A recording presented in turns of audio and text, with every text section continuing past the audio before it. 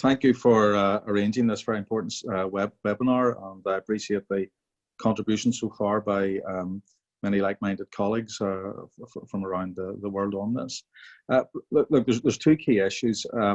We've been campaigning now for a long time to try and have the government prescribe Muslim Brotherhood in the United Kingdom, and that has met with universal support across the House from various political parties and from various members of Parliament. And indeed, in direct discussions with the Home Secretary, there appears to be a willingness to try and start that process. But there is also a major block to it. I'd love to know what that major blockage is, because every time we make what is, I believe, a compelling case on prescription, the government says, yes, but we're still working on it. So we have to keep pressing to that agenda.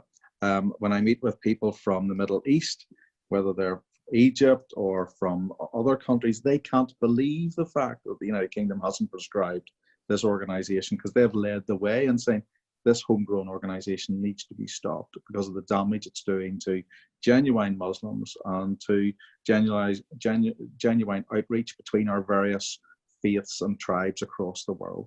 And so that really does need to be addressed and addressed urgently. The decision by Facebook, I believe, is so counterintuitive, it was unbelievable. But here we have an organisation that's set up to have this round table, to have this transparency process put in place, and they then appoint someone who, frankly, is not and cannot be regarded as fit to be in the position that they've been appointed to. I've already written to Facebook. I've also asked the community DCMS committee, the chairman of the DCMS committee in Westminster, to commence an investigation into this appointment.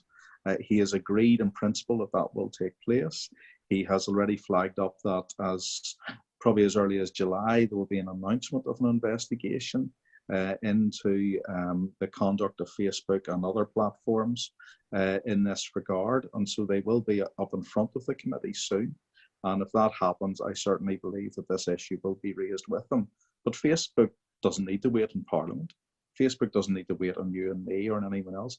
Facebook could take immediate action.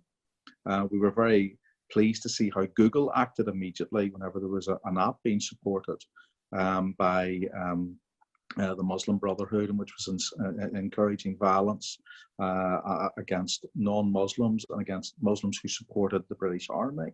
Immediately, that was brought to the attention of Google. They brought it down. They didn't need a seminar. They didn't need a parliamentary investigation. They acted immediately. And I think it's the same with Facebook. Facebook could do the right thing and act immediately. They're aware of this. They don't need any further coverage. They just need to do the right thing. And I think that we need to continue this vigilance and awareness raising around the world, because COVID-19 cannot be allowed to be an escape blanket under which these things can hide and disperse and get away.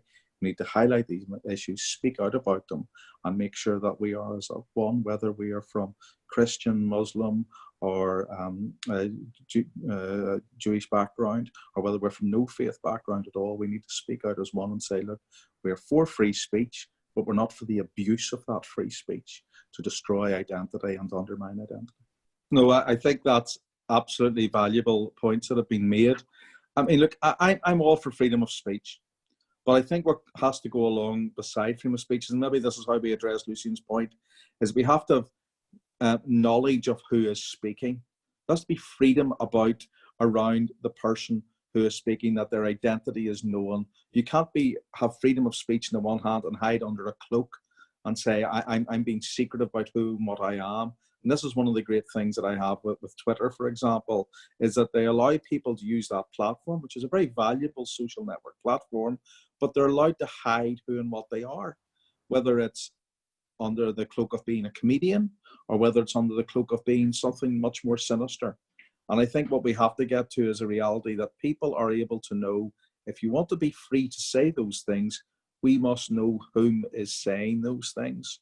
And that should be the grounds upon which we try and get the public support. Because I think anyone, any woman, any man, anyone who is subject to a person's viewpoint, if they know who's saying the viewpoint, that can take a lot of heat out of a situation. And it can also then inform people around why that person is free to say those things, but know that perhaps they may have an agenda, or it may just be a point of view that that person has. So I think the key thing is to find out who is speaking. And for me, that would be one of the priorities that we should really be pushing, and pushing the public consciousness that presently people can use freedom of speech and pretend to be a great libertarian, but actually they're hiding whom is speaking.